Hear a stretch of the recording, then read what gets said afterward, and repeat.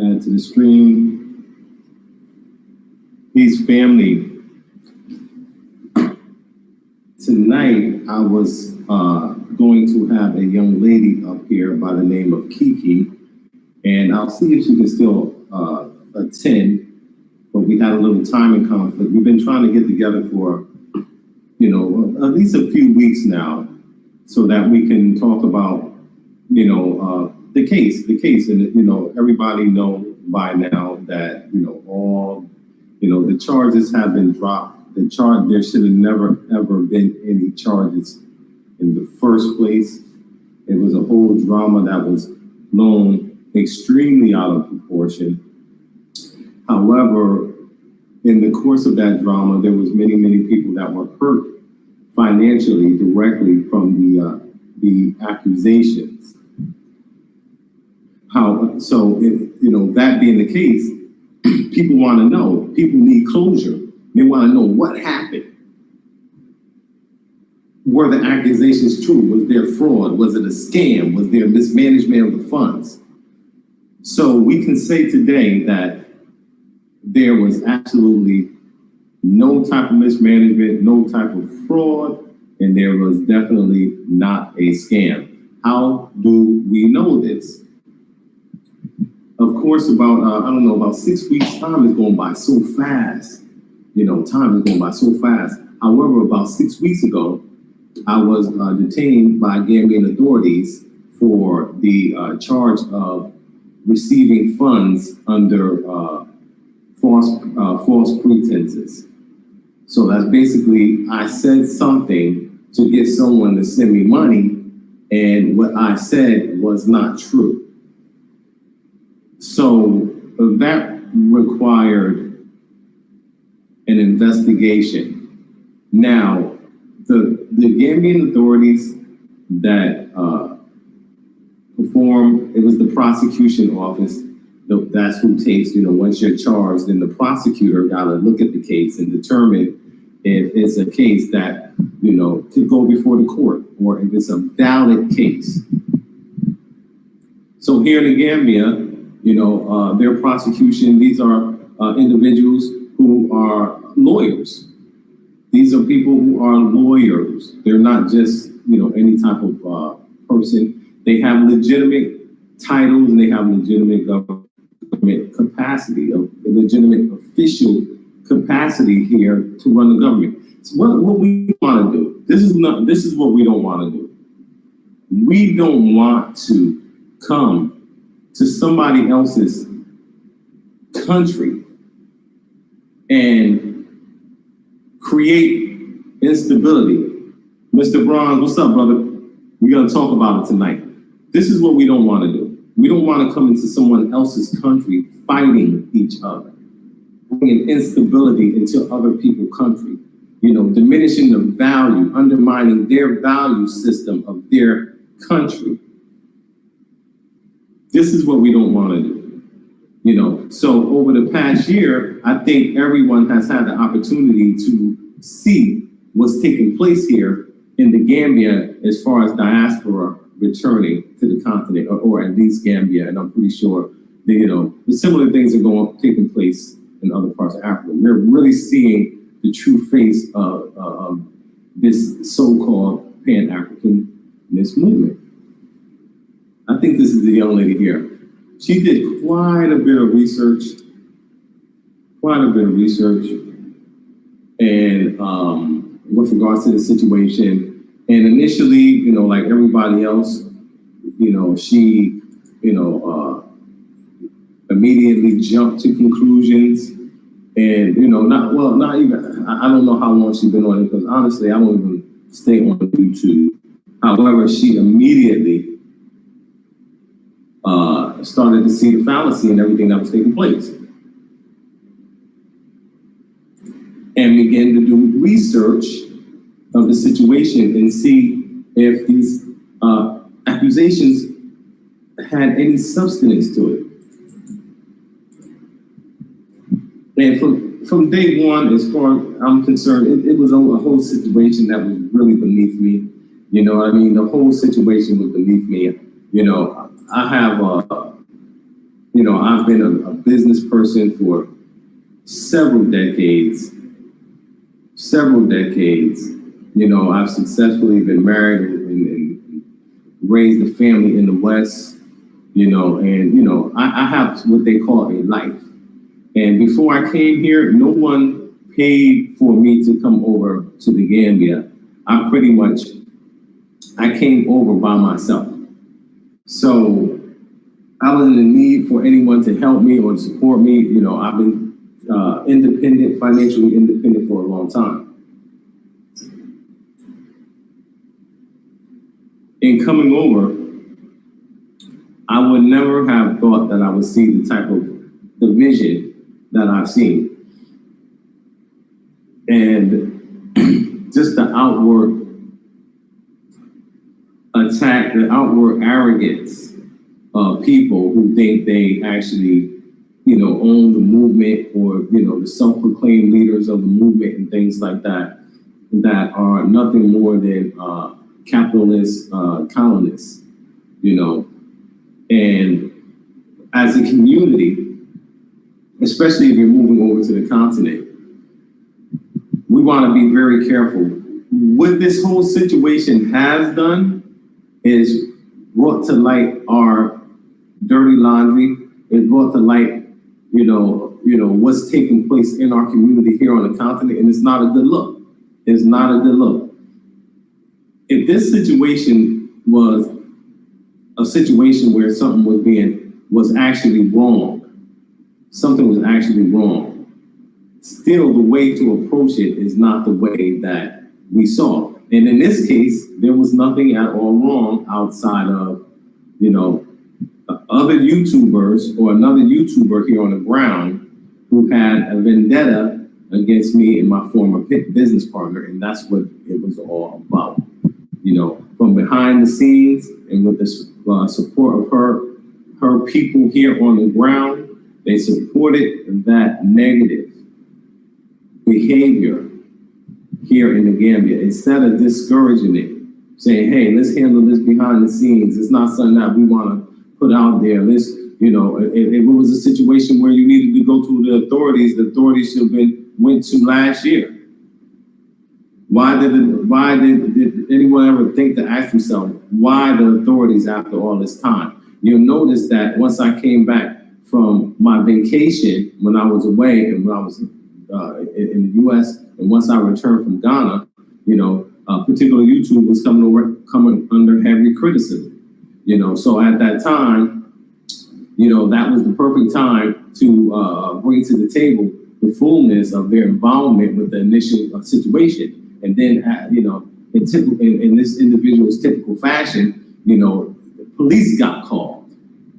It's crazy that, in the movement, a Pan-Africanist movement, it's not that we're against the police, but the police, especially in America, has had a long history of injustice against us and our people. And to be someone to come over and here and try to use law enforcement to attack another brother that's coming over just like you, just like anybody else, but to use the law to try to, have me incarcerated, using an extraordinary amount of time, an extraordinary amount of energy, extraordinary amount of money trying to bring down another brother because you don't like them. Not because they did something wrong, because they, it's like being in it's like a fatal attraction, You get with certain people, you try to do what you need, try to help them out and things like that. And then when, they don't appreciate that situation and you're like, hey, I'm about to move on and do something else, then they want to bring you down. This type of behavior has brought shame. It has brought shame to diaspora. It has brought a huge shame. And the only thing that this whole situation was able to accomplish is to put a spotlight on diaspora and their dealings in this country should very well be monitored. Should very well be monitored. You know, when this whole situation, you know, was put in front of the public, you know, everyone wanted to hold me accountable. Okay? Everyone wanted to hold me accountable. It was made public. People who had put up money to invest in vacation properties, they were hurt and damaged from these accusations. So last week, about 10 days ago, almost 2 weeks now, the Gambian authorities looked at the case. They looked at all of the information. Trust me. They looked at everything. They looked at the contracts. They looked at my financials. You know, they spoke to, you know, every time. It's a process that's been taking place. It was like maybe a 6-week process. It wasn't a whole year process. I wanted to come out just to kind of dispel some of the, you know, misinformation. Big Z, what up, bro? What up? You know, so I wanted to come out and dispel some of the information that's being put out. From day one, you know, people were out just putting out all types of crazy information. We could have been at this point a long time ago. You know, but however, there was people in the equation that was interfering in the process. Interfering in the process because they was jealous, they wanted market share, you know, they didn't want to see a brother and a sister shine. And that's what it was at the end of the day. I just sent the sister over the email so she can get on with me. And this is an important topic. I mean, we're not here trying to bash anybody. You know, you don't see on my page, you don't see me posting pictures of people and gossiping. I don't have the energy to be talking about somebody other situation, something that I don't know what I'm talking about. You understand what I'm saying? Only a fool talks about something that they don't know what's going on. And, you know, too many of our people are looking for that leadership. Don't take this YouTube serious. You know, if you're listening to somebody on YouTube, make sure that they can back up what they're talking about. If they're just sitting up there talking about somebody else, they're way hiding behind, you know, voiceovers. You know, it could be anybody. Anybody. They got comments. You know, the Gambian authorities have done their job. They've done their job. Now, we have to look at the situation and we got to figure out who needs to be held accountable.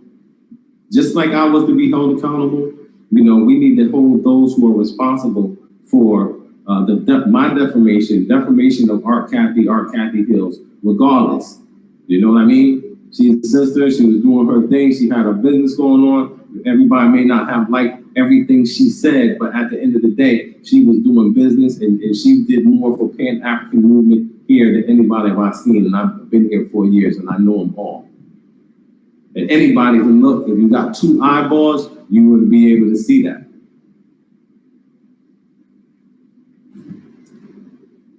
People jumped to the side of people that wasn't even over here 2 or 3 weeks. 2 or 3 weeks. And then a lot of people wanted to support that. They wanted to support that, which speaks volumes about who we are and our character. Not many people came out and tried to, you know, deaden all of that drama on YouTube outside of the Exodus Alliance, and they was met with contempt. You know, people coming right over here, right off the rip, disrespecting everything, disrespecting the culture, disrespecting other brothers and sisters that have been here before them, disrespecting attempts to mediate and bring balance to things, disrespecting the request of Gambian authorities. You know what I mean? Involving, you know, people, you know, bringing my family into this, trying to bring my personal life into this situation and things like that. That's disgraceful. That is absolutely disgraceful. The case is closed on this one. We've been found to be a legitimate operation here. Not only that, we had multi-million-dollar projections. We had a community of 550 people. You have individuals out there who are YouTubers who spend much of their time looking to discredit and defame me, which was met with a lot of fanfare because it's a little, it's a little click.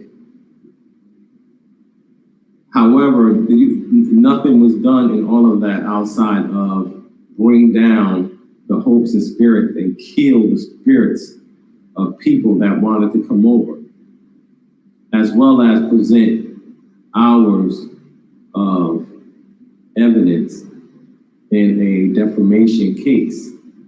Those who are out there, we don't really even understand the extent of how we are exploited. All right? You brothers out there with the YouTube channels giving your platform to individuals who are obviously dealing with emotional and mental issues. However, allowing your platform to be a place for them to come out in front of the community and to slander brothers and sisters who are making a real change in the Pan-African movement.